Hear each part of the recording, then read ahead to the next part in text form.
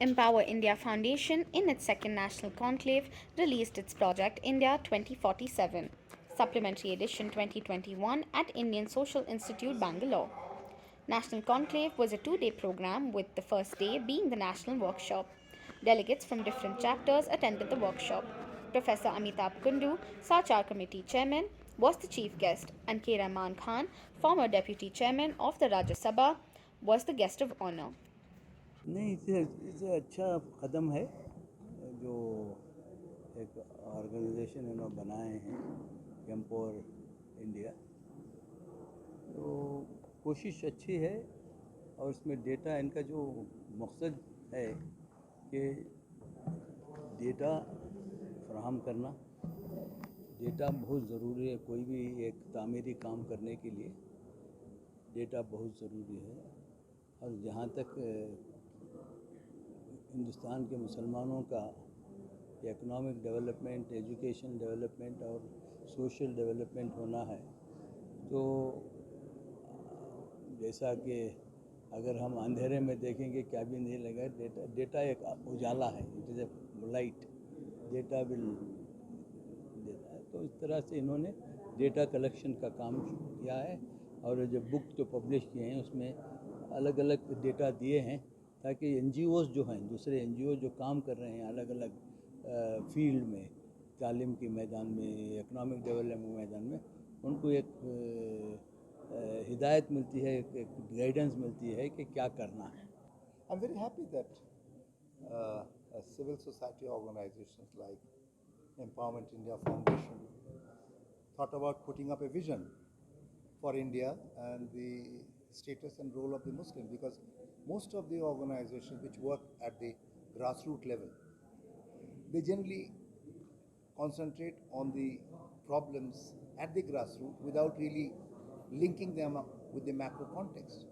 So I'm very happy that a large civil society organization which is intervening is also trying to look at the overall macro scenario. And this concern for building a macro scenario came to Empowerment India Foundation before Government of India formally launched the program for 2047 vision. So I'm happy that Empowerment India Foundation thought about this vision document to be prepared before even the Government of India thought about it. Our India Foundation एक national conclave, second national conclave organise किया। 2 दिन का conclave में पहले दिन एक workshop किया। इसमें अलग अलग स्टेट से, चैप्टर्स से, डेलीगेट्स से पार्टिसिपेट किया। Theme empowering the local communities, ज़मीनी सतह पर तक़वियत की काम करने का इश्यूज़ क्या क्या है, वही इसी पर डिस्कशन हुआ, वर्कशॉप हुआ। और फर्स्ट नेशनल कॉन्क्लेव 2016 अगस्त 15 में दिल्ली में हुआ। उसमें हमारा बेसिक डॉक्यूमेंट इंडिया 2047 का रिलीज़ हुआ। जस्टिस राजेंद्र सच्चार ने एक रिलीज़ किया।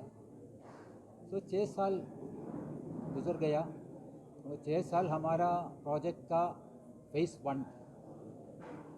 तो अभी हम प्रोजेक्ट की फेज़ 2 में है। इसलिए पिछले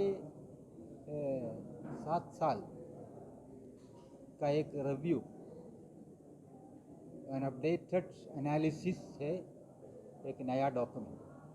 एक पुराना डॉक्यूमेंट्स का रिवाइज्ड एडिशन नहीं है, एक नया डॉक्यूमेंट है।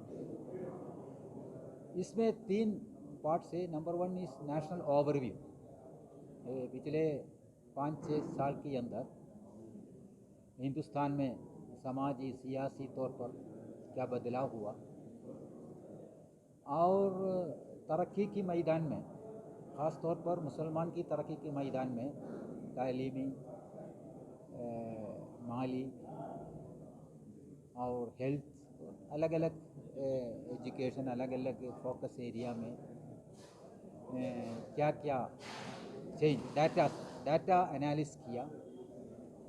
और इसमें एक डाटा टेबल्स का एक सेक्शन है डाटा टेबल्स का में हमारा बेसिक डॉक्यूमेंट में एक डाटा टेबल्स का section is consolidation of the Muslim related data. So we have updated it, that data. And also this is an evaluation of our project journey for the last 5 years, and also it gives highlights. हम आगे जाने का हमारा तरीका क्या है, इसमें अभी हमारा फोकस 2 मैदान में है. एक research and publication, data collection, research and analysis. दूसरी चीज़ है कि वही पैगाम और वही मिशन को नीचे लेवल तक लेना है. इसके लिए chapter formation. So first phase में Empower India Foundation national body थे.